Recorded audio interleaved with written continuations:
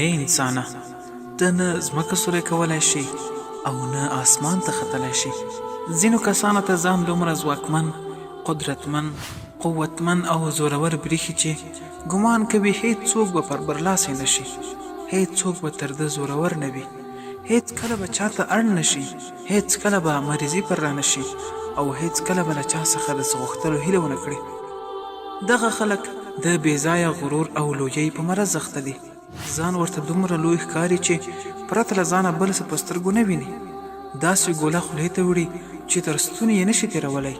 دوی د خپل مال، روغتیا، اولاد، جاه او جلال احساس د کبر او غرور تر پولو رسولي.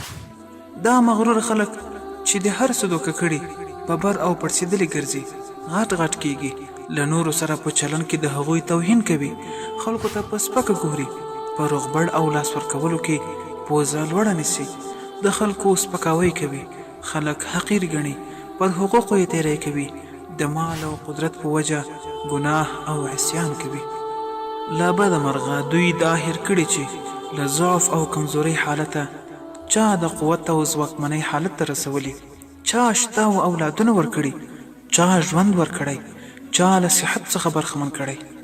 دوی باید په خپل زور، ځواک، شتمنۍ، اولاد، جاه او جلال مغرور نشي، پر نورو لویۍ او غرور ونه کړي او له خپل ځواکه د مظلومانو او بېوزلانو په کړولو، آزارولو او سپکولو کې کار وانخلي.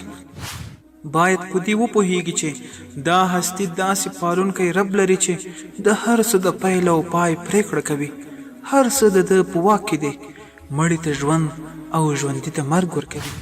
زموږ دا طاقت او قدرت تلپاته او دایمي نه دی، زوال ورپسې دی. ډېر ژر به مو د کبر کاسه نسکوره شي، دنګې غاړې به مو الله جل جلاله رامات کړي.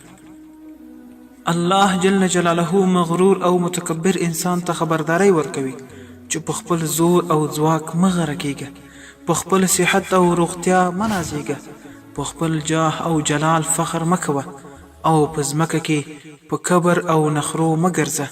الله جل جلاله فرمایي: بسم الله الرحمن الرحيم.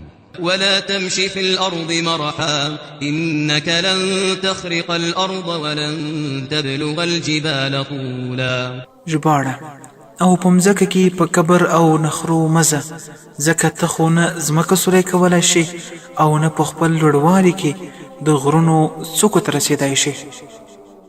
په یاد آیت کې الله جل جلاله انسان ته وایي کبر، لویي، غرور او تکبر مه کوه.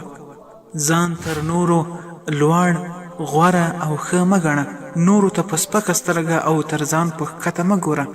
په مځکه کې په کبر، غرور، تکبر او نخرو مزه، ځکه ته خو نه ځمکه سوری کولی شي او نه آسمان ته ختلی شي.